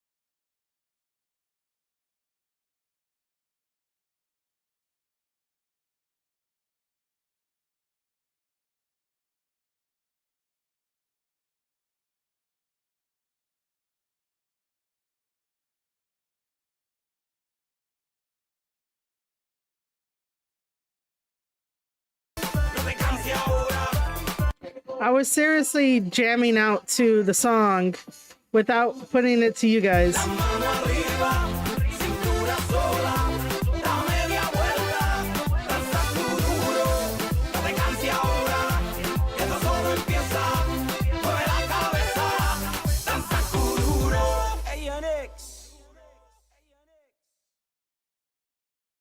I have no idea what the other song was going to be, but I was jamming out to it without sharing it with you guys while I figure this out.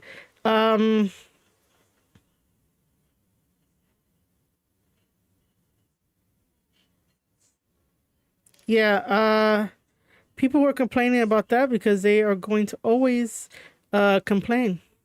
Let's just see. Even though I have to change this, I have to change this just because of, like, as you can see, we're not doing like New Japan and whatnot. So I don't know.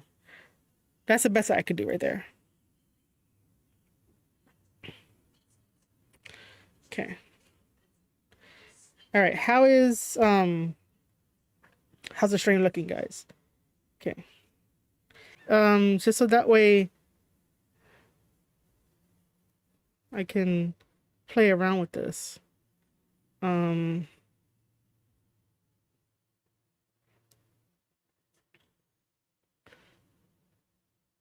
I gotta put it like this. Maybe I gotta put it like that. Like, I don't know.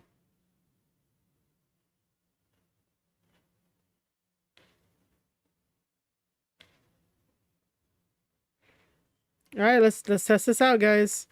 Now,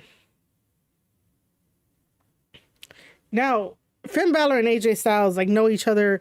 WWE called up Finn Balor to go to WWE. The interim leader, being Carl Anderson, was there until they found AJ Styles.